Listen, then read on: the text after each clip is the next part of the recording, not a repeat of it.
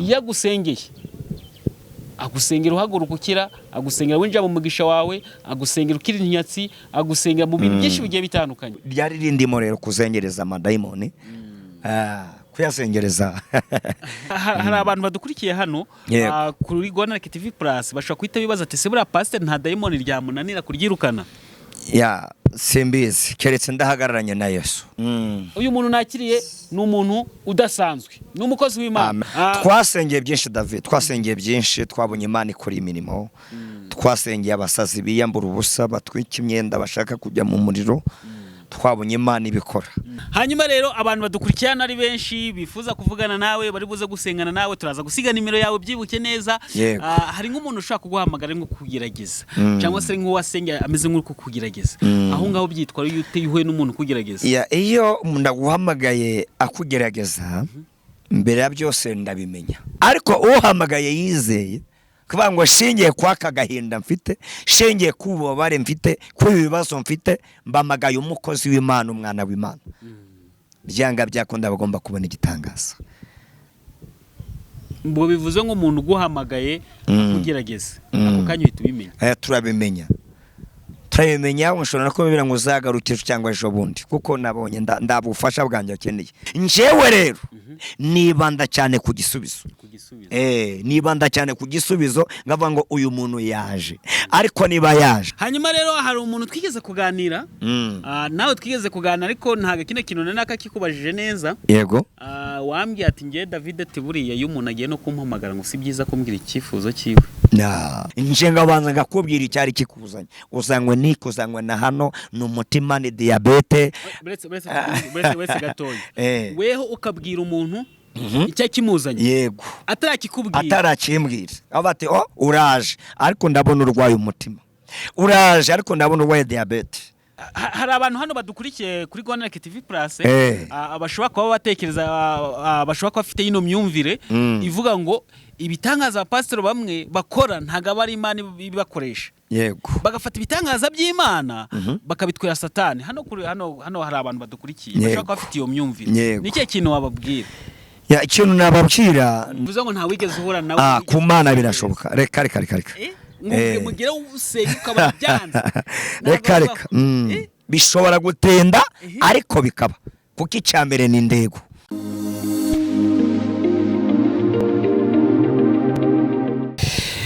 Yes, ni by'agacukeshi gakomeye kuditama hano kuri Gonareke TV Plus. Amahoro y'Imana akomeze kubana namwe. Ndabasuje no se mwamiherereye mwami n'u Rwanda cyangwa hanze y'u Rwanda, mwumve ko mbasuje karambwira ko mbakunda cyane bive ku mutima, ntibakunda cyane bive ku mutima mw'abantu mwe. Sinakwicana n'uyu muntu muri kubona hano imbere yanyu kuri kamera za Gonareke TV Plus. Ni pastor umukozi w'Imana Rabani, agiye kubana namwe muri iki kiganiro nkanakiyobora. Nitwa David, muramenyereye hano kuri Gonareke TV Plus. Ariko nanone uyu munsi ni umunsi udasanzwe, ni umunsi w'umugisha, ni umunsi w'umunezero kwakira umukozi w'Imana nka Pastor Rabani. Tugiye kuganira ku bintu byinshi bigiye bitandukanye, cyane turibanda uburyo agenda hangana n'abazimu. Abantu benshi bamuzi ku ijambo ati dukubite abazimu tubazengereze, tugende bagenda batareba inyuma, ngo turakubita umuzimu uyu munsi tumuzengereza agenda atagaruka ngareba inyuma.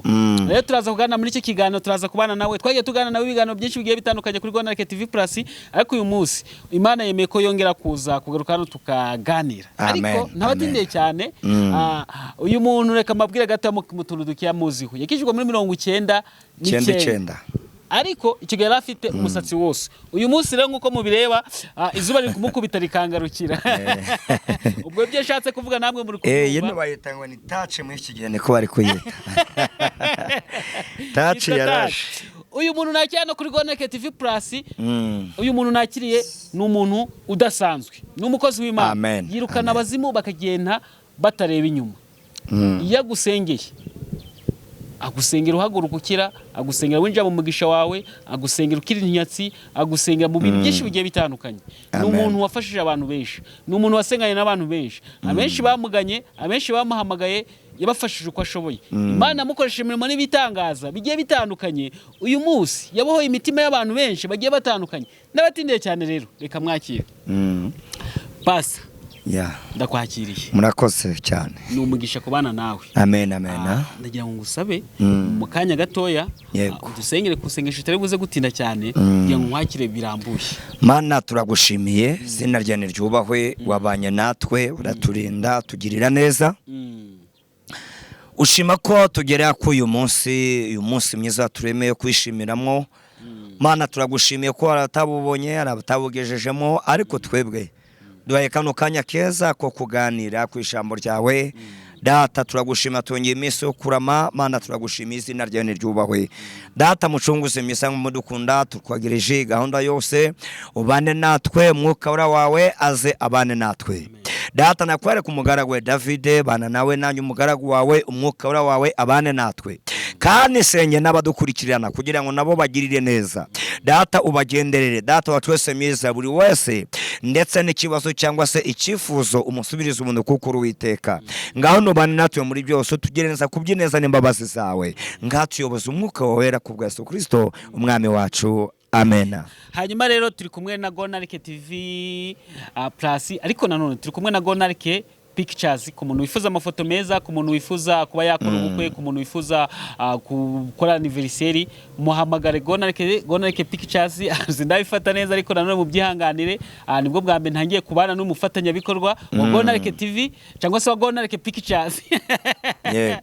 Duhamagare tukugezeho amafoto meza. Hanyuma Pastor, wambaye neza? Urakoze. Uraberewe. Nakubera Imana. 2025 wayibonye ute? Ku ruhande rwanjye ndashima Yesu Kristo, twararwaye turakira. So indwara zitica, twagenze n'amamodoka, imbanuka ziri mu muhanda, ariko twe tuvamo turi bazima. N'uyu munsi kugira hano nakoresheje imodoka, ariko uribuze kumva imbanuka ziri buze kuba ku bantu.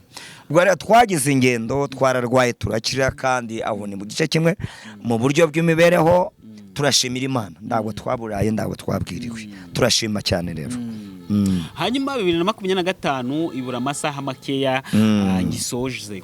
Ubu ngo abantu bari gukurikira ikiganiro muri 2025, ariko ejo buzacya turi 2026. Yego. Ntekeza ko hari n'abandi bashobora kuba ngo bari kujya muri 2026, ntabwo neza, ariko mitekeza ko nkuko. Yego. Hanyuma Pastor, abantu umwaka ugitangira bagiye bahanura impanuka nyinshi, bahanura impfu nyinshi, bahanura ibintu bikomeye muri uyu mwaka, ndetse abandi bavuga ibintu byinshi kizabisohoza. Muri rusange uyu mwaka ubona warageze ute mu buryo bw'abantu ba gikristo?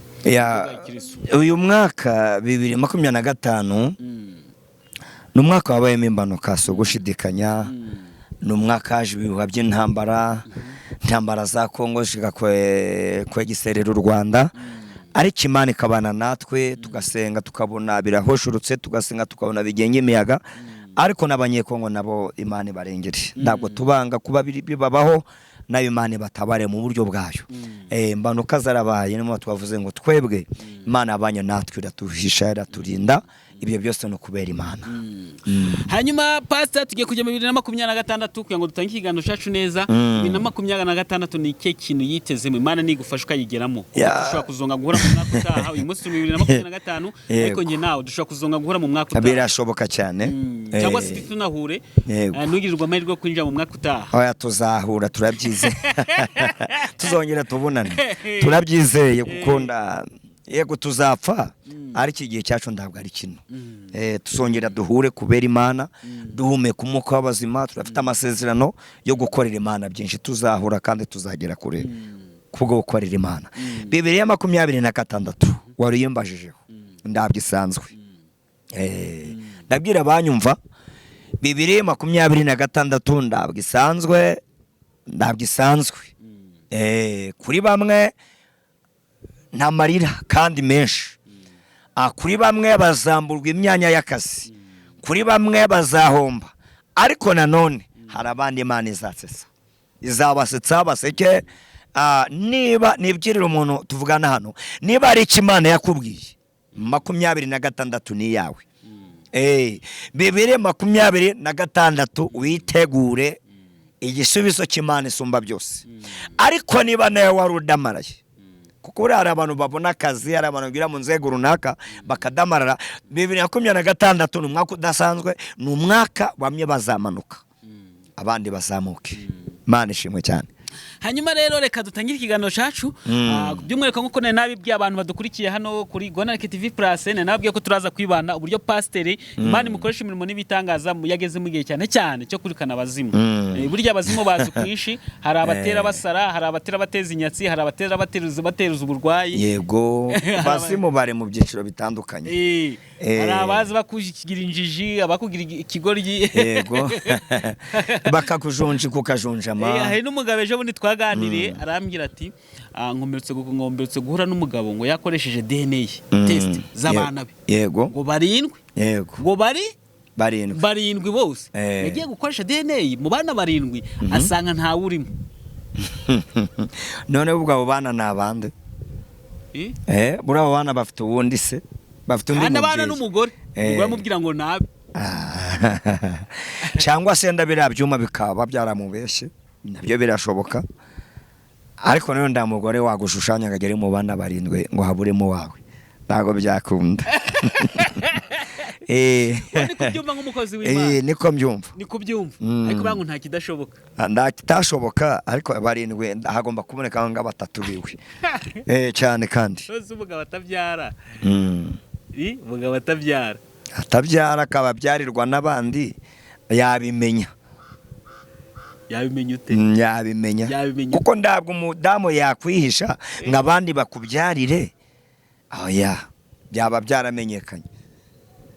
Burenda bayikinyoma, umuntu ndabayicara rimwe urabikora, ariko kabiri gatatu gafatwa. Ubwo gukoresha DNA test. Bavuga ngo na DNA. Yego. Ukayikoresha ukabona abana barindwi bose sabawe. Ibyo ntabwo ari ibintu bishoboka. Wapi. Ku ruhande rwanya ndago byakunda. Ni ngombwa ko umuntu w'umukirisa ajya gukoresha iryo suzuma. Nyine buri umuntu agera kuri urwo rwego rwo kujya gukoresha iryo suzuma, nuko icyizere abandacyo. Buriya mugore wawe ndabwo wamwizeye, cyangwa se umugabo wawe ndabwo uba wamwizeye. Mwawe nk'umukristo. Niye nama wagira abantu badukurikiye hano? Yego. Inama nabagira no kwizerana. Niba madamu umwizeye ndambamwe yo kujya mu ibyo. Ariko none niba utamwizeye ukaushaka ukuri yoboka. Kuko ibyo byoma bizaguha ukuri. Cyangwa se nabyo bikobeshe usenye unasenye noneho ahari kumanige kahavireho icyarimwe nabyo birashoboka. Cyane. Hanyuma rero reka dutangire ikiganiro cacu. Pastor abantu benshi bakumenyere ku jambo ngo tukubita abazimu tubazengereza. Rira jambo ubwa mbere urikoresha urabyibuka hano urikoresheje? Yego. Cyangwa n'usanganwe no kuri njye bwa mbere nyumvise. Nari ndisanganwe we n'ubwa mbere wari uryumvise kuko burya ibiba mu muntu arabigendana. Harabigendana arabirarana icyawe yo cyurimo ndaho cyoje kandi cyawe ni icyawe ndahundi wakura mu mwanya wawe. Niyo mpamvu abantu dukorera Imana kura mu gihe cyawe, ukora ibyo Imana gushobeje gukura mu gihe cyawe. Nuko ryari rindimo rero kuzengereza amadayimoni, kuyasengereza yakata umutwe yakasubira iyo yaturutse. Yes, hari abantu badukurikiye hano kuri Gonarike TV Plus bashaka kwita bibaza ati se buriya pastor nta dayimoni ryamunanira kuryirukana?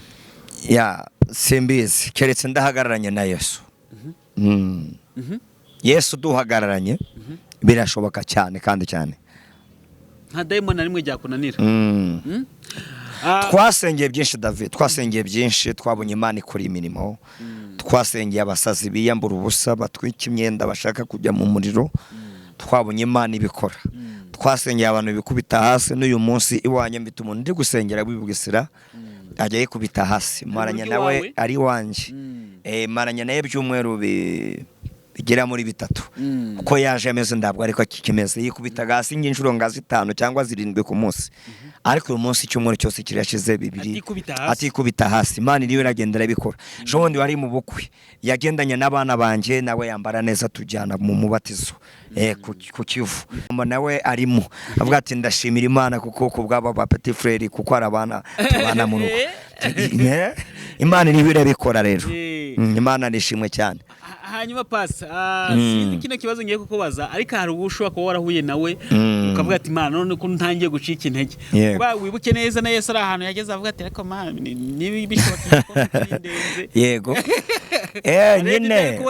nyine buriya hari igihe umuntu agera ku rwego akumva akeneye umusada, kumva akeneye umusada w'Imana, nubwo dukoreshwa n'Imana, ariko uzirikane ko na Daniyeli mu masengesho ye yarasenze ngo haza marayika uzanye ibisubizo. Wa marayika azitirwa n'ubwami bw'Ubumedi n'Ubuperesi. None akomeje gusenga mu ijuru, bumva wa mugabo Daniyeli agikomeje gusaba, kandi ijuru ryohereje ibisubizo kare. Ijuru rero ryohereje marayika wundi witwa Mikayeli. Mikayeli we yaraje akubita atababarira aho mu bwami bw'Umubedi n'Umuperesi. Daniyeli abona ibisubizo bye arasubizwa. Hari igihe uyu munsi yari marayika ubukorana nawe, none wa mudemoni akaza mu kindi cyiciro mugasenga, mukareba 2 3 5, kumva rwose ukumva ndabyisengesho ritambuka, urakomeza ugahamagara ijuru rikoresha marayika usumbuyeho. Ubwo rero bivuze ngo nta wigeze uhura nawe ku Mana birashoboka. Reka mugera usenga ukaba byanze, reka bishobora gutenda, ariko bikaba kuko icyambere ni indego. Iyo ufite indego uciyemeza, nanjye hari igihe nizirika ku mudayimoni wabatewe Satani, nawe dayimoni nawe wa muzimu we ni Labani, ndabwo nawe wagwira umunigo gumwe turabonana. Hari abantu hano badukurikiye kuri Rwanda TV Plus, abashobora kuba batekereza, abashobora kuba bafite ino myumvire ivuga ngo ibitangaza pastor bamwe bakora ntago aba ari Imana ibibakoresha. Yego, bagafata ibitangaza by'Imana bakabitwera Satani. Hano hari abantu badukurikiye bashobora kuba bafite iyo myumvire. Ni cyo kintu wababwira? Ikintu nababwira, ndabanza amatangarize ko Imana ishobora byose.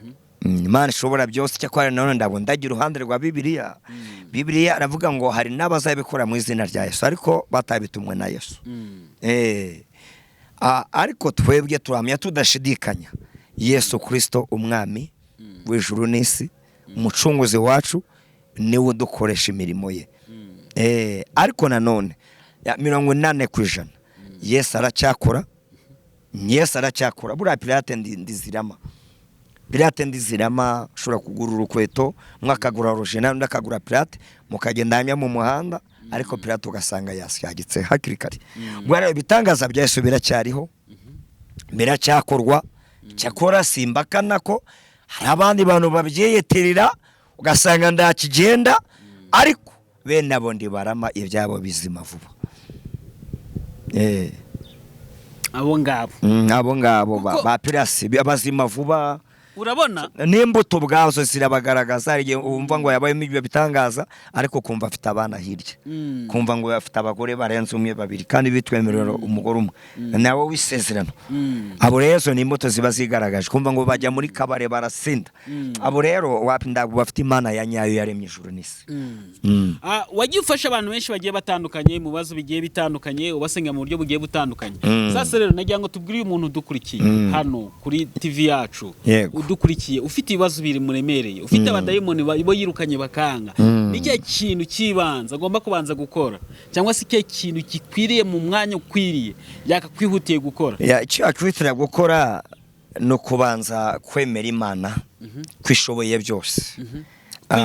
Yego, akemera Imana kishoboye byose, akayizera, kavuga ngo nubwo buno butayo by'iki kigeragezo, nubwo mumaze muri iyi myaka, ariko hari igitondo kimwe bizashyirwa iherezo. Haleluya. Akabanza kuyizera, kandi nanone akizera ko Imana ishoboye byose, kavuga ngo Mana ni wowe nahanze amaso, ni wowe ugomba kuntabara. Ubundi akihana, yamara kwihana, agashaka umusenzi wa nyawe. Umusenzi wa nyawe wa undi nawe utarakuya ngo ndagusengera kigera mu bindi, wa undi ushikamye kurya gusengera none agakubitaho. Umva, no kuri beto ufasha akanyundo kagenda ukubitaho mu mistare myinshi wasanga wavuvuye wibango. Nyanoma ngo himitamenwa ngo hwibiki. Yego, ufasha akanyundo kawe keza, kavuga ngo ubume mutamenwa ni hayimesi yiniye, kagenda ukadondaho 5 cyangwa 7 kitahira, wa mutamenwa igihe cyazagera ukawumena. hanyuma rero abantu badukurikirana ari benshi bifuza kuvugana nawe bari buze gusengana nawe turaza gusiga nimero yawe byibuke neza.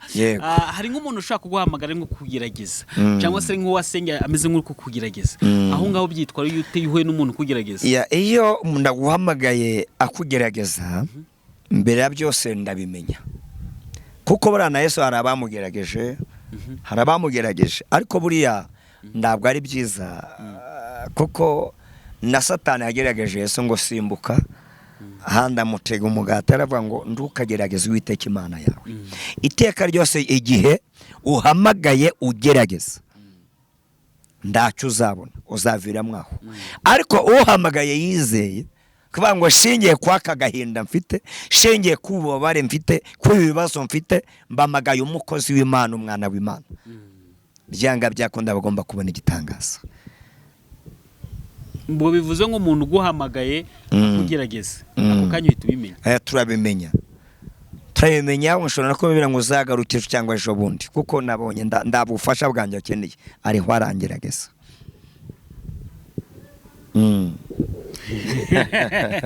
Ibintu ntago bisanzwe. Hari abantu benshi bakunda gusenga bavuga ati mbwira iki Imana ikubwiye.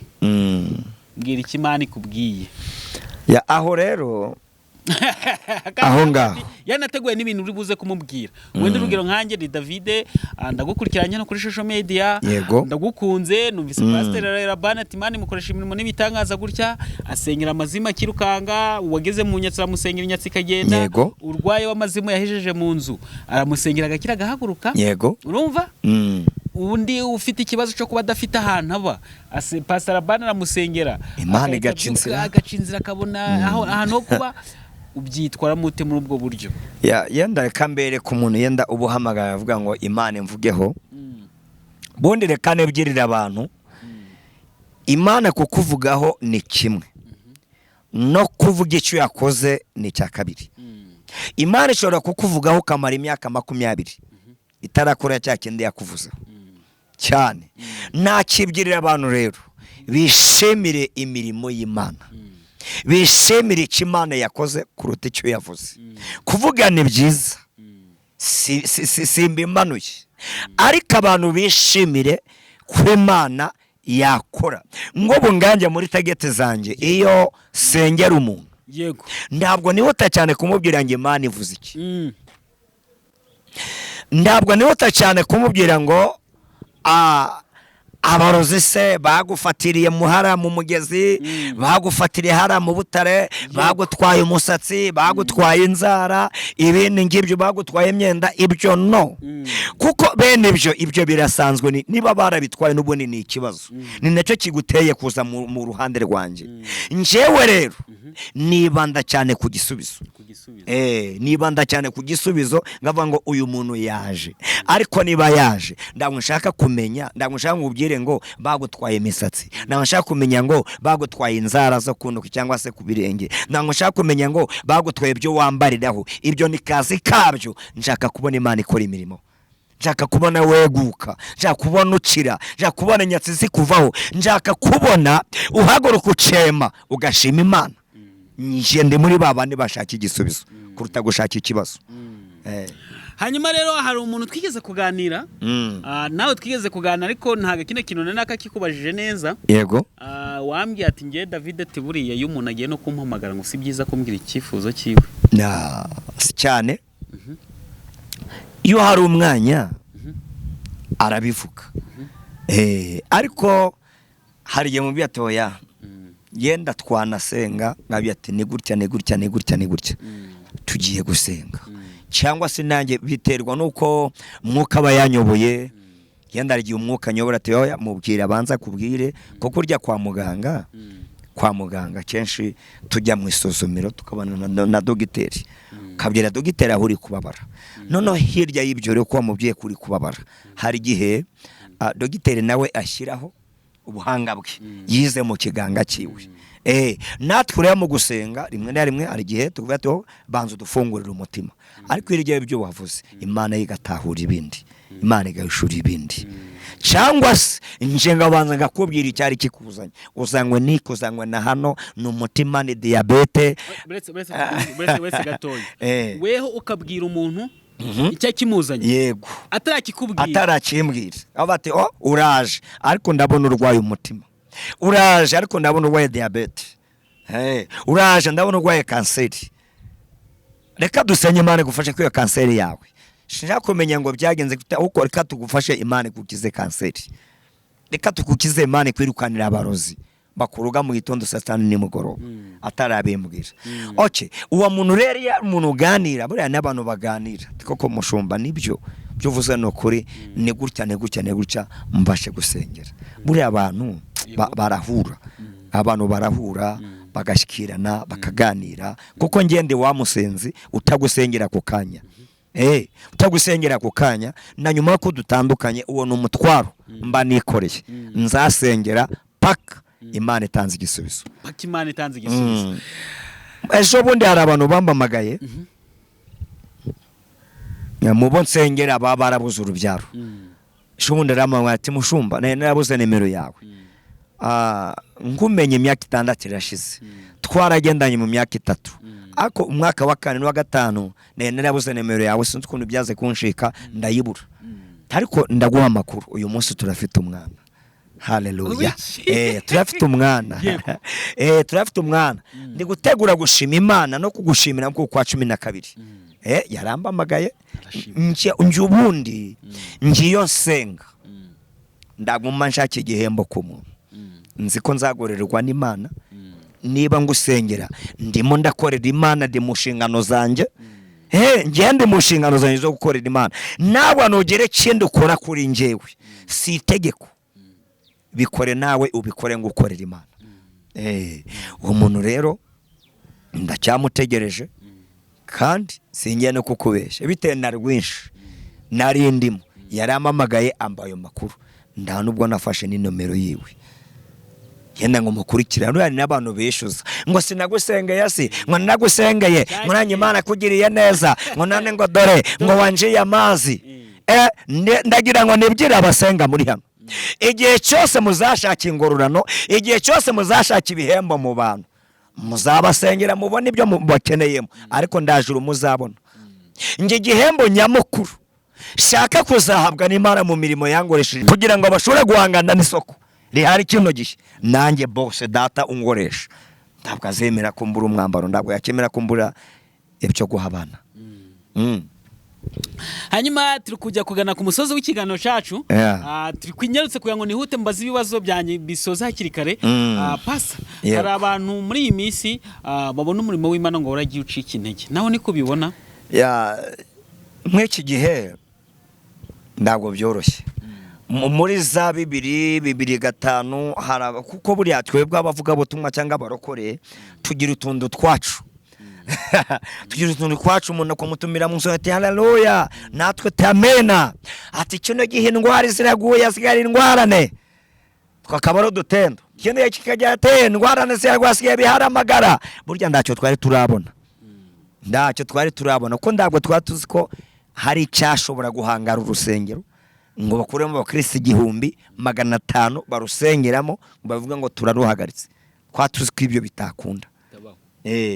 Ubwo rero bishaka kuvuga ngo niba uyu munsi byarakunze abari batubatse kuri Kristo, abo bageze kuri abari batubatse kuri Kristo, abo ngabo bageze hari indimuka.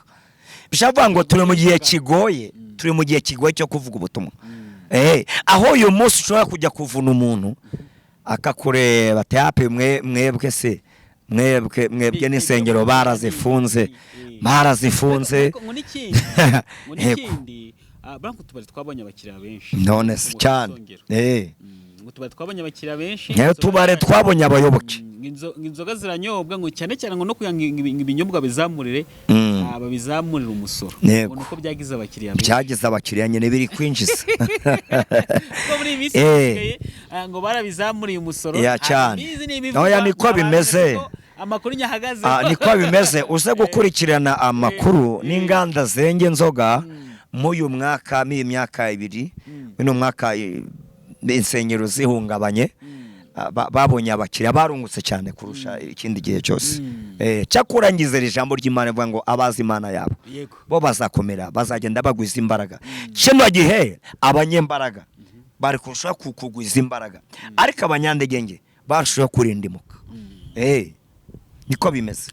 Yes, hanyuma pastor ibibazo byanje bya nyuma ariko nanone uraza kudusoma ijambo ry'Imana nta gusobanura muri uyu munsi nukurisoma gusuka tubwira ati mujye gusoma hangaha umwuka wera aze kubasobanurira ni kumwe ndi mateko n'amabwiza y'ikiganiro ko nahagaze cyo kandi tikeneye akanya kugira ngo tubwize ijambo ry'Imana uzari tubwiye nabwo ndahari nda kibazo ikibazo nshaka kugira ngo dusorizeho pastor uragize igihe kumva urakarariye Imana byabayeho inshuro zirenga imwe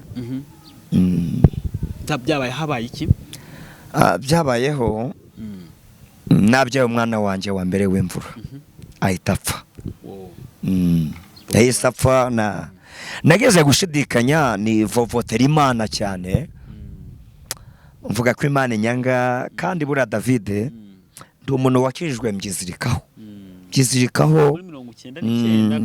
mbyizirikaho n'ukuri kuko navuganye nayo ndayumva sinayenze imvugo y'Imana numvaga Imana mu magambo nk'uko abantu hari n'abandi basa nanjye ariko y'Imana numva nabandi nanjye ndayumva ivugana nanjye by the way Imana dukorera hari iravuga kuko ndabwo yaduha ururimi rwo kuvuga n'akanwa ngo yo ibitazi kuvuga iravuga ndayumva numva n'Imana kandi n'ubuzima bwanjye burahinduka kwikaritse nayo nduyeho batangwa wanjye ati ibizimungu yakijijwe ubwo rero none abasore barurungano rwanjye n'abakobwa barishingiraga tukava kuririmba naho bo babipanze bagahita batahana n'umusore ariko nabyumva bikambabaza cyakora bikandera imbaraga zo kuzamba ngo ishikiye runaka nanjye ni ngewe bikanyongera imbaraga zo gusenga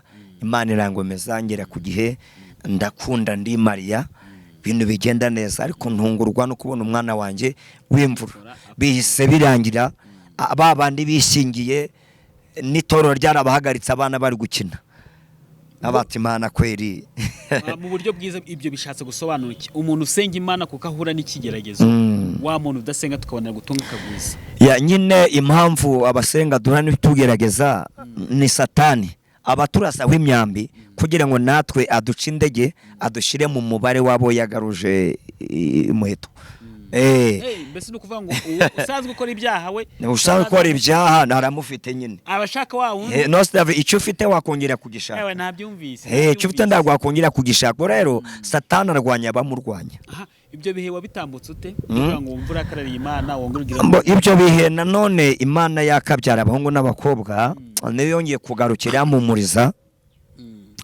navuze ati Imana sindongera no kugukorera burarya abantu tugira mu bihe bikomeye atukivovota ariko iyo Imana ifiteho umugambi ndabyikureka gutyo gusa ndivovota njyama narakaye Imana irongera ingarura mwiyerekwa irambumuriza imbirakizanshumbusha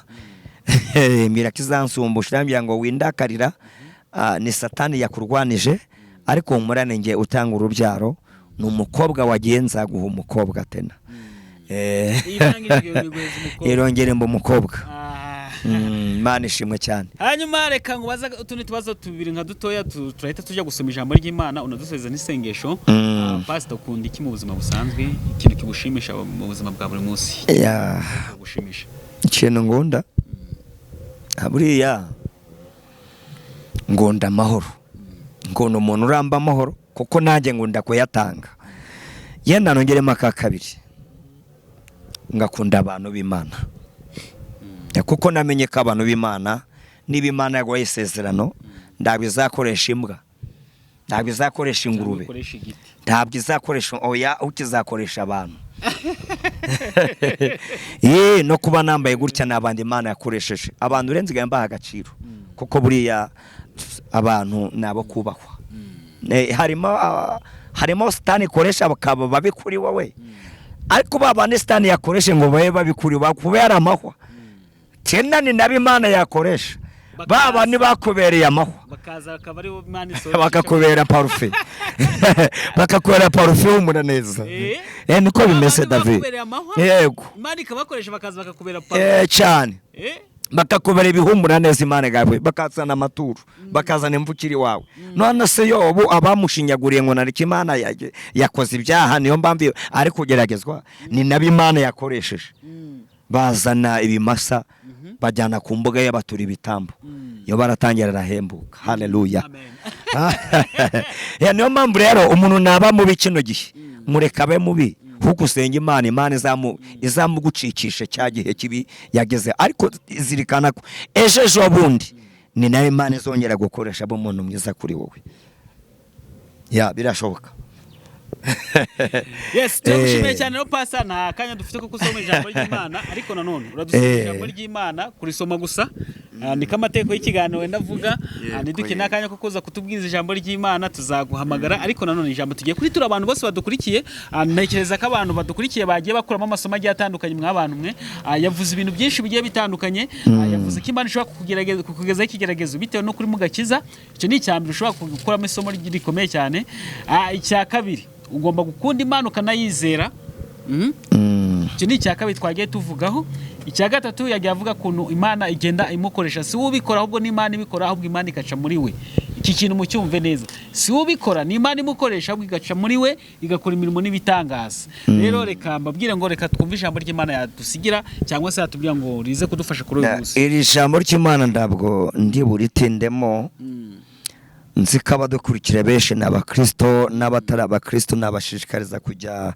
basoma Bibiliya kuko Bibiliya ni ubuzima kandi ni ubuzima kino gitabo ku isi hirya no hino cyahinduye abantu benshi cyane kandi kibaremera ubuzima bwiza reka nsome igitabo cyo kuva 14 ku murongo wa 13 reka dusome mu izina rya Yesu igitabo cyo kuva 14 ndahera ku murongo wa 13 hatubwiye ngo Mose asubiza abantu ati mwitinya mwihagararire gusa murebe agakiza Uwiteka ari bubazanire uyu munsi kuko abanyegiputa mwabonye uyu munsi mutazongera kubabona ukundi Uwiteka ari bubarwanire namwe mwicecekere Uwiteka abaza Mose ati niki gitumye undakira bwira Abisirayeli bakomeze bagende mbabarira mvugiye iminota ngitatu itatu ni itatu Imana ibwira Mose ati buri gihe umuntu agira mu kigeragezo akaba mu kibazo akabona cyamiziritseho yasenga akabona bidakunda ariko yajya mu masengesho Imana ikamubwira ngo nzabikora Imana ikamubwira ngo nzagutabara impamvu Imana ikubwira ngo nzagutabara nubwo ubona bitavaho nuko Imana izabikora hano Abisirayeli bava mu Egiputa berekeza i Kanani mu rugendo Imana yari ababwiye kugenda bageze ku nyanja ndanzira babonaga ariko Mose yajya gusenga Imana avuga ati ariko kukirukundakira babwire bakomeze bagende Mose ati turanyura hehe inzira twanyuze twahuye n'inyanja nta kiraro gihari mu bantu mfite ndi bazi koga nda amato dufite inyuma hari bitero bije bidukurikiye none turanyura hehe hirya ni imisozi turi n'abagore n'abana turanyura ariko Imana ivuga ngo komeza ugende impamvu Imana ikubwira ngo nzabikora wasohokana ariko Imana ikavuga ngo nzabikorera ko yubahisha nyene nuko izabikora Imana yo iriho irabona inzira izi nzira aho ziri izi uko izabigenza ikagutabara ukava mu ideni ukava mu bukode iyo ndwara umaranye imyaka igashira ikavaho ugasigara wemye niba Imana ikubwira ngo nzagukiza wajya gusema Imana ikubwira ngo ndagutabaye n'ubundi nuko izabikora nukigambiriye kubikora impamvu Mose n'Abisirayeli ndago babonaga inzira ariko Imana yabonaga inzira ntago babonaga hano ndago babonaga inzira ndago babonaga aho kunyura ariko Imana yo yareba ikabona inzira irahari tu uko byagenda kose nubwo ndamato nubwo batazi koga ariko Imana yo irimo kubona inzira niyo mpamvu yabwiraga Mose ngo bwira Abisirayeli bakomeze bagende Mose ati turanyura hehe wa Mana we bararige tugera mu gihe Mana naye kashaka kugutangaza turanyura hehe Mose atariko Imana atariko wibagiwe ko nagwaye ingoni wibagiwe ingoni wayibagiwe amazi yabaye amaraso ibyo urabizi Mwegiputa inda zateye ibwami, iyo ngo niyakoze byinshi, wibagiye ko uyifite, birinduka ugenda urambika ku mazi, numara kurambika ku mazi ngenda abahinzira. Haleluya. Reka rero tudatinze bazisomera cyangwa bazaduhamagare mu kanya k'ijambo ry'Imana hano nitubitegura. Humura, aho utabona inzira Imana yo iri kuzihabona. Aho utabona ukabona uri mu mwijima, uragiye abantu tugira mu gihe cy'icuraburindi, wareba ukabona ndanzira, ukabona ndaho bizaca, ukabona ubutabazi bwawe ndaho buzanyura, ariko yaguhanze yakuremye kugira ngo nzagutabara. David, Imana mu myaka yashize yambwiraga kwakira amafaranga mu madolari. Hasa amadolari mwaka byaramwe ko ni za 5 yenda nga 20 cyangwa se 30 ko ndarazi none mu madolari bizaca heshe. Bizaca heshe, ariko Imana reza aho bizaca. Hari uwandwere mu madolari shute yanje, hari uwandwere mu madolari, ndamushimya hari. Ego Imana imuha umugisha kandi mugirire neza cyane, ibigega bye bizahore byuzuye iteka ryose. Imana nishimwe. Nubwo zabasenga $1, ariko ni amadolari mbwa. Nageze ngaho ngiye kuyabikuza bati mumanze munyereka amadolari. Mumanze munyereka amadolari turebe. Imana ishimwe cyane. Reka dusoreze hano bene data n'abashiki bacu. Imana ikomeze bamugisha, Imana izinzira izina hizanye zinyuza. Komera ku Mana, wirinde kuva mu murongo, hatazinjira mundi. Imana ishimwe cyane. Hanyuma rero bantu mwamudukurikira no kuri Gonarike TV Plus, ndababwira ati naha turi gusoza ikiganiro cacu, gusa ikintu numvisemo, komeza ugende. Nubwo ubona nta nzira, nubwo ubona nta cyerekezo, komeza byanjye bizarangira hehe, ariko komeza ugende. Aka niko kandi nakomeza agende, nakomeza senge, nakomeza izera Imana. Makatirika nawe arimbye neza ngo komeza inzira watangiye, icikintege, komeza ugende. Hari umustar umwe mu iki gihugu nawe numvise menya ari bamwita Papa Sava, niwe babaje byo kwizera Imana, aravuga ngo se uba wizeye idahari nyuma ukazasanga idahari byazagenda bite. Rangije aravuga ngo ndamutse nyizeye nubwo yabidahari nzi ko kuyizera bidahombya. Ndibihombya, nzayizera kuko nzi ko bidahombya kandi ugakora ibyiza. Yego, ndamutse nzanzitana hari ndi bizaba byarambombeje, ariko ndamutse nzanzi hari nyine oya aravuga ngo ndamutse nzanzi hari kandi narayizeye, numva ni inyungu izabiri kujya mu yindi. Ebwo rero Imana niyo kwizerwa irahari. Utarayizeye urumva nyine abahombye. Abahombye. Yes, reka mbashimiye cyane rero, akanya ngitugezemo nakanya ko kubabwira ati mukomeze mukore subscribe hanga kugira ngo tuwe umuryango mugari, nyaboneka ntusimbuke ikiganiro utakoze subscribe kugira ngo ugikurikirane ibiganiro byacu by'abakozi b'Imana bagiye batandukanye. Ibindi tubategurira byo kubacishaho byo kubasana imitima cyangwa se byo kugira icyo bitwunga mu buzima bwacu bwa buri munsi. Hanyuma rero turi kumwe na Pastor Labare n'uwacu, azahora agaruka umunsi ku munsi. Muramuzi twagiye tubana mu bihe byinshi byagiye bitandukana, n'uyu munsi turi kumwe. Sibwo bwa mbere mu mubonye, abantu benshi baramuzi, abo yasenganye nabo ntago amubaririza. Reka muko nk'uko. Hanyuma Pastor rero dusigiye nimero yawe kugira ngo umuntu wifuza ko uba yaguhamagara yasengana nawe, cyane ko twakoranye ikiganiro kirekire, bizeka abantu bagiye bakuramo amasomo menshi. Umuntu wifuza kuguhamagara ku munaganira cyangwa se wifuza ko mwasengana abe yakubona. Niyo mpamvu bansabye iyi nimero. Inimero ni 0788 54 826. Reka nsubiremo 0788 53 Iyo niyo nimero yawe, iboneka no kuri WhatsApp. Imana ibagirire neza. Iyo nimero wayibona kuri WhatsApp, ukanamuvugisha. Hanyuma rero reka mbwe abantu bakomeze bakore subscribe, ariko nanone wadusengera. Reka dusengane n'aba bashiki bacu na bene data. Mana muremye, Mana mucunguzi, turagushimiye, izina rye ryubahwe. Uri mwiza kandi urakomeye, usumba byose Kristo mwiza. Reka nsengere uyu mushiki wacu mwene data uri mu bigeragezo. Uyu mwaka turawugana ku musozo, ariko umuntu wararwaye yapfushije, bamutereje cyamunara. Ndamusengeye mu izina rye rikomeye. Nasomye ijambo rya Yobu 14:7, arambwira ngo erega haracyari ibyiringiro. Igiti gishobora gutemwa ariko imyaka yashira imvura ikongera ikagwa ndetse cya giti kikongera kigashibuka. Uyu nawe rero agaragara ngaho yatemwe, yabuze ibyiringiro, yabuze hepfo na ruguru, ariko data ndamusengeye mu izina ryawe rikomeye, ubana n'uyu musha wawe n'uyu mugaragu wawe, bane nawe mubere Imana, umugirire neza, muhoze amarira amaze iminsi ari kurira. Yo haleluya, atabarwe nawe Levore Meregreri, ubuntu bwawe n'imbabazi zawe betende kuri we, natwe igisoboze kuri we, natwe ubutabazi kuri we, natwe kunesherezwa k'uyu mwene data. Mubere Imana, mubere umucyo, mubere ibyiringiro Kristo mwiza. Yo haleluya, ndasenga ngo mucenzira abona Imana mu butatu bwayo bwera, abona Imana mu mirimo yayo, abona Imana mu bitangaza byayo, abona Imana mu kunesha kwayo.